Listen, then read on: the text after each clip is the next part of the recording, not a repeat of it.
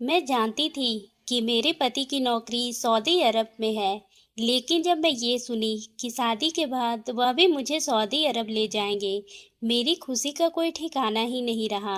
मैं गांव की सीधी भोली-भाली लड़की थी। मैंने तो आज तक शहर भी नहीं देखा था और जब मुझे ये मालूम हुआ था कि अमन मुझे शादी के बाद सऊदी ले जाएंगे, तो मैं अपनी सहेलियों के सामने खूब खुश हुई। मैं दिखने में बेहद खूबसूरत और हसीन लड़की थी और अमन की माँ मेरी खूबसूरती पर फिदा हुई थी। मेरी सास मेरी माँ की दूर की जानने वाली थी, लेकिन वह लोग शहर में रहते थे। ये जानकर मैं यूं तो बड़ी ही खुश हुई थी कि चलो गांव से जान छूटी है, मैं शहर में रहूंगी। लेकिन जैसे ही अमन ने मेरी तस्वीर देखी, वह तो शायद मेरी मोहब्बत के दीवाने हो गए थे और कहने लगा, बीबी को सऊदी अरब लेकर जाऊंगा। तब मेरी सास ने मुझे ये खबर सुनाई थी। मेरे पैर तो जमीन पर टिक ही नहीं रहे थे। मेरी सहेलियां मुझसे जल रही थी और हसरत भरी निगाहों से देख रही थी और कहने लगी, कुसुम तेरी तो किस्मत बड़ी ही चमकी है, तू तू तो सीधी सऊदी अरब की मालकिन बन जाएगी। ये सुनकर खुद ही मेरा दिमाग सातवें आसमान पे चढ़ गया था। अपनी शादी की तैयारियों पर मैंने सारे जोड़े शहर से ब्रांडेड और कीमती मंगवाए थे। मैंने कहा कि ये चमकती धमकते जोड़े सऊदी अरब में किसी को पसंद नहीं आते हैं। वैसे तो वहां जाकर मालकिन बन जाना है। बहरहाल मुझे ये घड़ियां भी बहुत ही प्यारी लग रही थी। ये वक्त हवा की तरह उड़ गए और मैं भी हवा से उड़ती हुई अमन के साथ सऊदी अरब पहुंच जाऊं। और इसी तरह कुछ महीने बीत गए और मेरी शादी हुई और मैं अपने घर से विदा होकर शहर आ गई थी। वहां पहुंची तो देखी कि बस 3 ही कमरों का घर था। घर में बड़ी ही घुटन का एहसास हो रहा था, क्योंकि मुझे गांव में बड़े बड़े कमरों में रहने की आदत थी और यहाँ शहर वाले घर बहुत ही छोटा था। उसके कमरे भी बहुत ही छोटे थे। इसलिए मुझे अब लगने लगा था कि मैं कब हवा में उड़ती हुई अमन के साथ सऊदी अरब पहुंच जाऊं। अमन का घर बस 3 ही कमरों का था, लेकिन बहरहाल मुझे तसल्ली थी कि यहाँ हमेशा के लिए रहने का नहीं है। मैं तो सऊदी अरब जाना है। उन छोटे छोटे कमरों से एक कमरा मेरा और अमन का था। बहरहाल रात को अमन मुझसे मोहब्बत भरी बातें करता और मैं उसे सऊदी के किस्से सुनने लगती, क्योंकि मेरी सारी दिलचस्पी इस वक्त विदेश में ही था। अमन ने भी मेरा टिकट ले लिया था कि जल्द से जल्द मेरा टिकट फाइनल हो जाए और मैं सऊदी अरब चली जाऊं। इतनी मेहनत मशक्कत करके आखिरकार वो दिन भी आ गया जिस दिन मुझे अमन ने मेरे हाथ में टिकट दे दिया। इस दिन मुझे तो लगा कि मैं पूरी दुनिया ही जीत चुकी हूँ। मैं इतनी खुश हुई थी कि मेरे पास अपनी खुशी को अल्फाजों में बयां करने का अल्फाज नहीं थे। बहरहाल वो वक्त भी आ गया था। मैंने पहली बार एयरपोर्ट देखा और फिर वहां से गाड़ी का सफर करके मुझे ख्वाबों में घेर लिया था। उस समय मेरा दिल ही बैठने लगा था, लेकिन कुछ ही देर के बाद बाहर के नज़ारे देखकर मैं होश हवास खो बैठी थी। मुझे अपनी आंखों पर यकीन नहीं आ रहा था। मेरा अमन के साथ पहला सफर था जो बहुत ही खूबसूरत गुजरा था। अमन मेरी हर बात पूरी करता रहा और जैसे ही सऊदी अरब के एयरपोर्ट पे पहुंचे, मेरा ख्याल आया था कि अमन की कोई बड़ी सी गाड़ी आएगी और हमें बिठाकर अपने साथ एक लग्जरी से अपार्टमेंट में ले जाएगी। लेकिन ऐसा कुछ भी नहीं हुआ था। अमन ने टैक्सी रोककर उसमें सामान रखा और मैं पिछली सीट पर अमन के साथ ही बैठ गई। अमन से पूछने लगी कि आपका घर कैसा है, कहीं शहर के घर की तरह छोटा तो नहीं, क्योंकि मुझे गांव में बड़े बड़े कमरे में रहने की आदत थी। ये सुनकर उसने कोई भी जवाब नहीं दिया और कहने लगा, तुम खुद जाकर देख लेना। तभी कुछ ही समय के बाद वो टैक्सी एक बंगले के सामने जाकर रुक गई और थोड़ा सा ताज्जुब भी हुआ था कि मेरा पति इतना अमीर है क्या, क्या सऊदी में बंगले में रहता है, तो फिर गांव में इतना छोटा सा फ्लैट क्यों। अभी भी मैं यही सोच रही थी कि मेरे पति ने मुझे टैक्सी से नीचे उतारने के लिए कहा और मैं टैक्सी से नीचे उतर गई। अमन ने अपना सारा सामान नीचे उतारकर टैक्सी वाले को किराया देकर आगे चलने लगा। तो मैं अमन से बोली, इतना बड़ा बंगला आपका है। इसी वक्त चौकीदार ने दरवाजा खोला और अमन से कहने लगा, तुम अब आए हो। तुम्हें सबने भी कहा था कि एक हफ्ते में वापस आ जाना और तुम पूरा महीना वहीं लगा कर आ रहे हो। अमन ने कहा कि मेरी शादी थी, इसलिए 1 महीना लग गया और ये मेरी बीबी है। आज के बाद ये भी मेरे साथ इस घर में नौकरी करेगी। ये सुनकर मेरे तो होश ही उड़ गए थे। और तो क्या, अमन इस बंगले में मुझे नौकरी करने के लिए लाया था और अमन इस बंगले में नौकरी करते थे और मुझे भी सऊदी अरब एक नौकरानी बनाकर लाए थे। ये सब कुछ सुनकर मुझे तो लगा कि मैं चक्कर खाकर बेहोश हो जाऊंगी। मैं गिरते गिरते बची थी कि अमन ने मेरा बाजू पकड़ा और चौकीदार ने दरवाजा खोला तो हम दोनों बंगले के अंदर चले गए। वह बंगला नहीं, बहुत ही बड़ा महल था। इतना बड़ा कि शायद मैं इसका अंदाजा भी नहीं लगा सकती थी। इसी बंगले के अंदर एक बहुत ही बड़ा फार्म हाउस भी था। बहरहाल गेट से लॉन्च के दरवाजे तक जाते हुए हमें 10 मिनट चलना पड़ता था। बड़ा बगीचा और बड़ा ही महल था कि जहाँ गई वहां तक सामने बड़े से सोफे पर एक अरबी बैठा हुआ था। अमन को देखकर कहने लगा, अगर तुम आज भी वापस नहीं आते तो मैं तुम्हें नौकरी से निकाल देता। अमन हाथ जोड़कर उसके सामने माफी मांगने लगा और कहने लगा कि साहब, मेरी शादी थी, मेरी बीवी का टिकट नहीं मिल रहा था और आपसे कहा था कि घोड़े की देखभाल के लिए आपको एक नौकरानी चाहिए जो कि बाहर से हो, इसलिए बीबी का टिकट करवाने में 1 महीने लग गए। अमन की बात सुनकर मेरे लिए एक बहुत ही बड़ा सदमा था। अमन मुझे नौकरी के लिए यहाँ पर लेकर आए थे, वह भी घोड़े की देखभाल के लिए। मेरा जी कर रहा था कि मैं फूट फूट कर रोने लग जाऊं।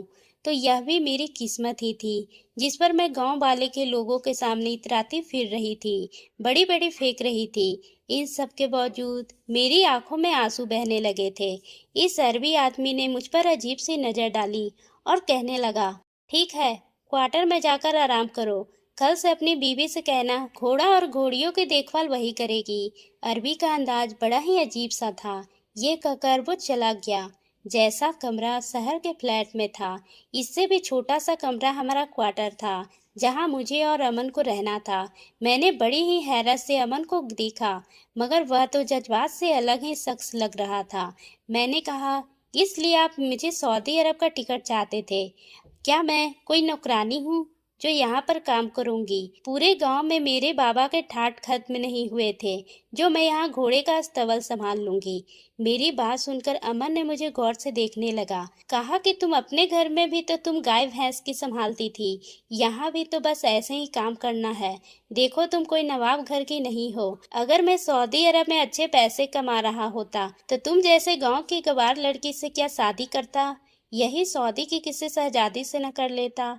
अमन की बातें सुनकर मेरे सारे ख्वाब चकनाचूर हो गए थे। पहले तो मैं जी भर के अफसोस करने लगी। मुझे इस बात का भी अफसोस था कि अमन ने मुझे एक बार भी झूठी तसल्ली नहीं दी थी, बस चुपचाप खामोशी से मुझे देखता रहा। मैं इस छोटे और डिब्बा नुमा कमरे को बड़ी ही नफरत से देख रही थी, लेकिन मैं क्या कर सकती थी।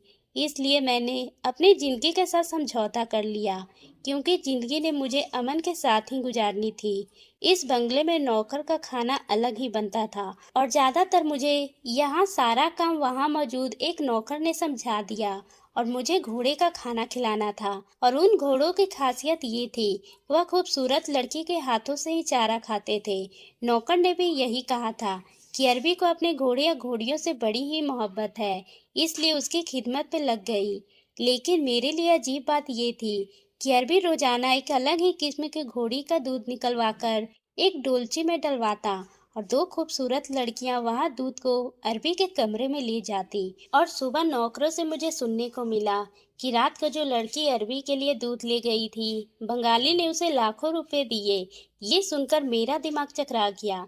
जाहिर सी बात है कि इतने पैसे के बदले रात को उस लड़की के साथ कुछ तो किया ही होगा। लेकिन मैं इस बात पे दंग रह गई। मैंने ये सुना कि वह अरबी उन लड़कियों के साथ कुछ भी गलत नहीं किया था। पहले तो मुझे इस बात पे यकीन नहीं आया, क्योंकि ऐसा मुमकिन ही नहीं था। लेकिन एक बार जब रात को मैंने घोड़े का दूध निकालकर डोलची में डाला तो वहां आने वाली खूबसूरत और हसीन लड़कियों से पूछ लिया कि रात अरबी ने उसके साथ क्या करता है। मेरी बात सुनकर वो कहने लगी, कुछ भी नहीं, बस ग्लास में दूध डलवाता है और पीता रहता है, और जैसे ही दूध खत्म होता है बिस्तर पर लेटकर सो जाता है और सुबह होते ही लाखों रुपए हमारे हाथों में रखकर हमें भेज देता है।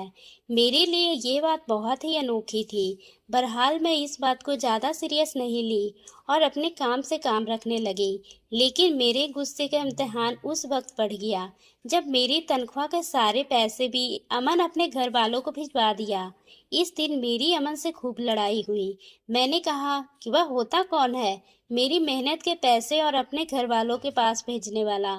मेरी बात पे अमन नाराज हो गया और कहने लगा, तुम मेरी बीवी हो, तुम्हारी हर चीज में मेरा हक है और यहाँ नौकरी तुम्हारे बाप ने नहीं लगवाई, मैं तुम्हारी नौकरी लगवाई है।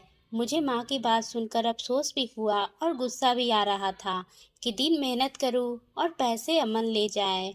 वैसे घर संभालने के मामले में मैं शुरू से ही कामचोर किस्म की लड़की थी। अपने घर में बहुत ही मुश्किल से किसी काम को हाथ लगाती थी कि दिन मेहनत करूं और पैसे अमन ले जाए। वैसे घर संभालने के मामले में मैं शुरू से ही कामचोर किस्म की लड़की थी। अपने घर में बहुत ही मुश्किल से किसी भी काम को हाथ लगाती थी। मैं माँ की खरी खोटी भी सुन लेती थी, लेकिन काम नहीं करती थी। उसके बावजूद सौदे में घोड़े की सेवा कर रही थी। मेरे हाथ में क्या आ रहा था, कुछ भी नहीं। अगली सुबह अमन से साफ कह दिया कि मैं घोड़े के अस्तबल में काम नहीं करूंगी। वह मुझे वापस अपने घर भेज दे और यहाँ किसी और नौकरानी का इंतजाम करे। मेरी बात सुनकर अमन हंसने लगा और कहने लगा कि भूल जाओ, 5 साल के पहले तुम अपने घर जा सकती हो। तुम यहीं रहोगी और यही काम करोगी। और अगर तुमने नखरे दिखाने की कोशिश की तो तुम पर हाथ उठाने में भी शर्म नहीं करूंगा। ये बात सुनकर मैं चुप हो गई। एक बार मैं घोड़ियों का दूध डोलची में डाल रही थी कि वह अरबी मालिक वहां पर आ गया और मुझे काफी देर तक मुझे हैरानी से देखता रहा। फिर मेरे पास आकर खड़ा हो गया और कहने लगा, तुम अमन की बीवी हो, तुम तो बहुत ही खूबसूरत हो। मेरे सामने खड़े मेरे चेहरे के पढ़ने की कोशिश करने लगा। तभी मैंने कहा कि मेरी शादी हो गई है। मेरे मुंह से ये सुनकर वह बहुत ही सीरियस होकर कहने लगा, क्या बात है, तुम अपने पति से खुश नहीं हो? मैं कहा, ऐसी कोई बात नहीं है। मेरी बात सुनकर जरा सा मुस्कुराया और फिर उसे क्या सूझी कि उसने अपना बटुआ निकाला और मुझे 1000 रुपये दी और कहने लगा, पैसे की जरूरत हो तो मुझे कहना। ये कहकर वहां से चला गया। मैं बूथ बनी खड़ी थी।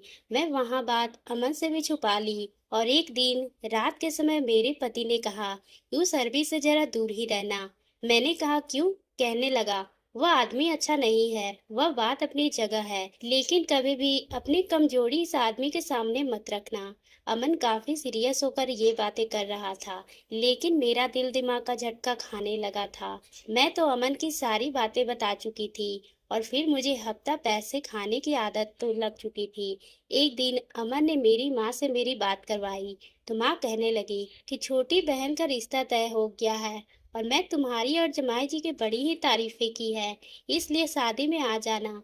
ये बात जब मैं अमन से कही तो उसने साफ इनकार कर दिया। वह अभी वापस नहीं जा सकता और नहीं मुझे लेकर जाएगा। मैं यहाँ पर नहीं रहना चाहती थी। मुझे हर कीमत पर अपनी बहन की शादी देखनी थी और अपने घर जाना था। इसलिए घोड़ियों का दूध निकालकर जब मैं डोलची में डाली तो मैं सोच लिया था कि इस बार अरबी को दूध का डोलची कमरे में मैं ही देने जाऊंगी। वह मुझे लाखों रुपए देगा और इसी से मैं अपनी टिकट करवाकर वापस लौट जाऊंगी। रात के वक्त मैं डोलची दूध से भरी तो खूबसूरत लड़की ने मुझे डोलची लेने आ गई। मैंने कहा, मैं जाऊंगी। ये सुनकर उसने मुझे देखा था, फिर मेरे पास आकर कहने लगी, हाँ जाओ, लेकिन बहुत पछताओगी। ये काम तुम्हारे जैसी लड़की का बस का नहीं है। उसके बाद जो कुछ उसने मुझे बताया, मैं गुमसुम सी खड़ी रह गई। वह लड़की मुझसे बात करके जा चुकी थी। अब मेरे हाथ में था। जब नौकरानी ने मुझे कहा, इस लड़की को वापस भेजो, तो अरबी के पास दूध का डोलची तुम लेकर जाओ। वह तुम्हारा इंतजार कर रहा है। लेकिन ना जाने क्यों मुझे अपना एक एक कदम भारी लग रहा था।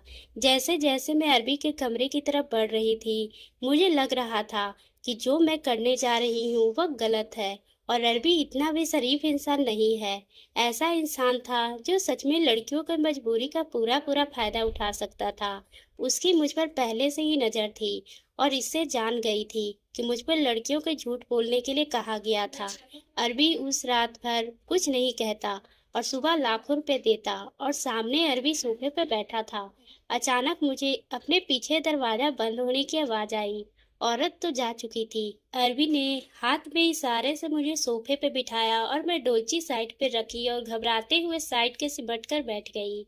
अभी मैं सोच ही रही थी कि अगर अरबी ने कुछ करने की कोशिश की तो मैं ये दूध के डोलची उठाऊं और उसके सर पर दे मारूं और खुद यहाँ से भाग जाऊं। मगर वो लगातार मेरी आंखों की पुतलियों को गौर से देख रहा था। शायद सच में चेहरे पढ़ने का फल जानता था। बस समझ चुका था कि मैं क्या करने वाली हूँ। फिर अरबी ने अपनी टेबल की साइड पर नोटों की गड्डी उठाई और फिर सामने रखकर कहने लगा, तुम्हारे पास दो ऑप्शन है, चाहे तो ये नोट पकड़ो और फिर ये दूध मुझे पिलाओ। मैं उसकी बात का मतलब समझ चुकी थी। और हाँ, अगर जाना चाहो तो किसी को रोका नहीं है, दरवाजा खुला है, तब जा सकती हो। वैसे भी मैं जबरदस्ती का आदी नहीं हूँ। मैं नोट उठाकर देखी, वह सच में था। 1000 दिरहम थे। मैंने वह नोट उसके हाथ में पकड़ाकर कहा, मालिक आपने गलत बोतल को मुंह लगाने की कोशिश की है। माफ कीजिएगा, आपके पैसे आपको ही मुबारक हो। मैं कल अपने वतन वापस जा रही हूँ। मुझे अपनी इज्जत बहुत ही प्यारी है। मैं खामोशी से वहां से चली गई। अपने पति अमन के पास वहां जैसा भी था, मेरा पति था और मेरा सुरक्षा कर सकता था, वैसा कोई नहीं कर सकता था। मैं अमन को सारी हकीकत बता दी। हमने वह नौकरी छोड़ दी और मुझे वापस हमारे घर ले आया। तो दोस्तों, आपको ये कहानी कैसी लगी? अगर पसंद आई हो तो आप मेरे चैनल को सब्सक्राइब करना ना भूलें और बेल आइकन को भी प्रेस कर लें।